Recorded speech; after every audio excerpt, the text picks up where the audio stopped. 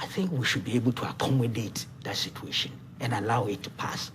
The only difficulty I have, and I think Dr. Ayine should also have a reflect upon, what he was saying, the little we saw here, was similar, almost the same, like the things that took him to the Supreme Court.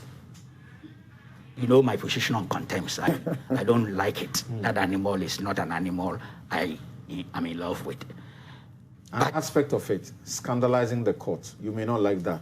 But the other part, which will make sure people don't misbehave, even when you get a judgment, they can misbehave. Even once I see it, what I don't like about it is the custodial sentence that possibly comes with it. I just don't like it.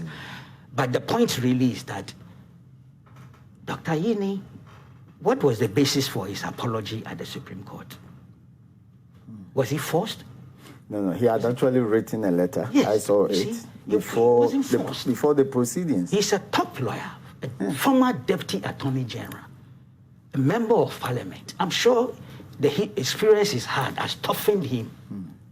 He's somebody I like, though. I think he manages himself well, very gentle and all that. But what was the basis for the apology that he rendered to the Supreme Court? Was it out of fear? Was it based on lack of conviction, the courage of conviction? Did he think he was genuinely wrong and so offered an apology? He said he was genuinely wrong.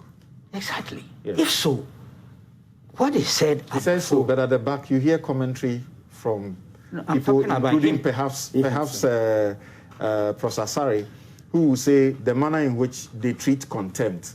When you go there to try and explain, you are in deeper trouble. So you better go begging. Yes, so you see, that's why I talked about him. He was a former deputy attorney general, a member of parliament, a top lawyer.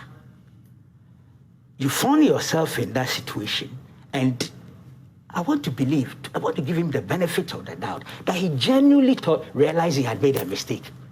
So he offered an unqualified apology to the highest court of the land.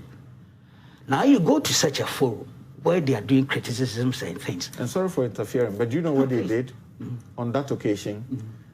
They struck out everything to the point that there's no record against him. Yes. If you and I were hauled for contempt, the record would be there against us. Yes. As far as Dominic Ayine is concerned, there's no record against his name that he has suffered anything. But that shows a kind of authority that is entertaining. Yes, so go on. Just like this. He goes to this forum, an august forum, very critical platform. There's so many things he could have said and dealt with in a different way without arousing the same reaction. Because it's like a repetition of what he has said that took him to the Supreme Court. The case is over then? Oh, but we, the public, we are watching, we are learning, we are studying who he is, we are examining him, we are looking for consistency, coherency, courage of conviction and things. That's what we are looking for. He's no longer at the Supreme Court. That's not where we are judging him. We're here, seated here on such an important platform, and I'm analyzing him. I smell inconsistency. I smell lack of courage of conviction. I smell some fear. That's not what you sell to people to emulate. If you don't believe in something, stick to it.